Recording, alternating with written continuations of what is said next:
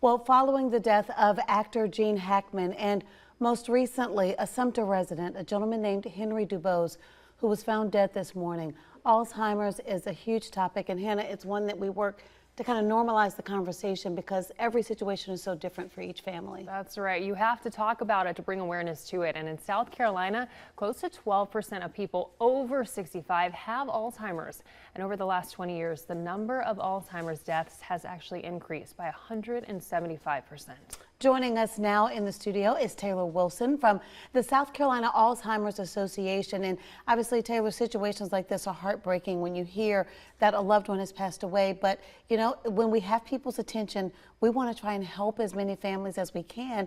And when you're talking about caregivers, it really is about meeting that particular moment with that loved one, because there's a wide range of what Alzheimer's may look like and present like in a particular family. That's absolutely correct. We know that the term Alzheimer's and dementia is used interchangeably, but it's actually not the case. Alzheimer's is the most common form of dementia, but dementia can be caused by a lot of different diseases. You have frontal temporal dementia, you have vascular dementia, and all of these may have different symptoms.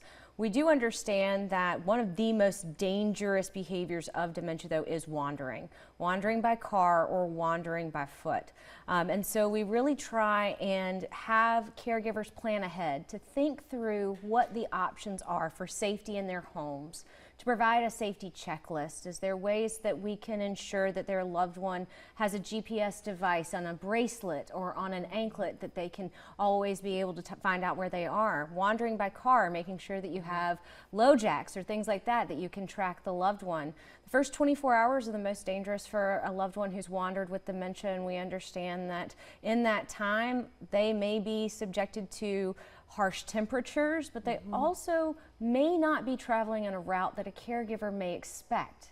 We have to think about where they are in their own memory. If they're trying to get home but they're from North Carolina, maybe they're going up instead of east. So really trying to be creative, getting in touch with law enforcement as soon as possible, and doing your best to think about how you can prevent this in the future is really the best way, because we do know that if a person with dementia wanders, they will wander again. Yeah. And it's hard because there are stages to it. And so what would you say to caregivers on how to create the conversation to have with your loved one if they have Alzheimer's or dementia? Sometimes it can be hard to accept. How do you go about having that conversation of, no, we're trying to help? So I think that caregivers have to be prepared for difficult conversations, because essentially what their loved one has been told is that they have a terminal disease. And not only is this terminal, there are 0 survivors of dementia, but they're actually not going to be able to operate with their cognition for very long. And that's very difficult. But on top of that, we also have to have conversations about you're not going to have your independence. And that can be very challenging for someone. The Alzheimer's Association provides training on having difficult conversations with your loved one. We also recommend that you work with all of your family. Don't try and just do this alone. As a care partner, as a mother or father, you may feel like you need to protect your grown children from this. Please don't. Include the entire family, because building that support network from the beginning is really a key component of this. You know, you have to kind of leverage things like technology, you know, air tags maybe on wallets and other things that they may get frustrated losing, and being able to tap into those different resources. What kinds of resources are available to families in South Carolina? Because sometimes people are open to getting help, they just don't know where to get it. Absolutely. So the first thing that I would say is there are a lot of counties in South Carolina that have a wandering prevention program called Project Lifesaver, where your loved one is outfitted with a wristband and they are able to track your loved one using radio waves for up to a mile through sagebrush, like all of that. It's incredible. And so, especially in our rural communities, that can be incredibly helpful. The other thing is we have Alzheimer's respite for caregivers to give them a little bit of a break.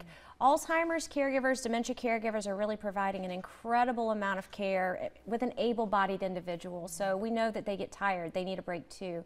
That's a really big component of all of these conversations, is we can't forget about the caregiver for the person with dementia. A lot of times we focus on the person with Alzheimer's. but it's the caregiver who Yes. needs the support as well. And so ensuring that a caregiver is checked on, that a caregiver is given an opportunity to take a break. All of those things are available. You can visit alz.org/SC or the South Carolina Department on Aging to find out more. Your local area agencies on aging have information on it, but more than anything, the importance is on reaching out. Do not wait until it's a crisis. Yes. Come to the resources before. And if it takes going to a neighbor, start there.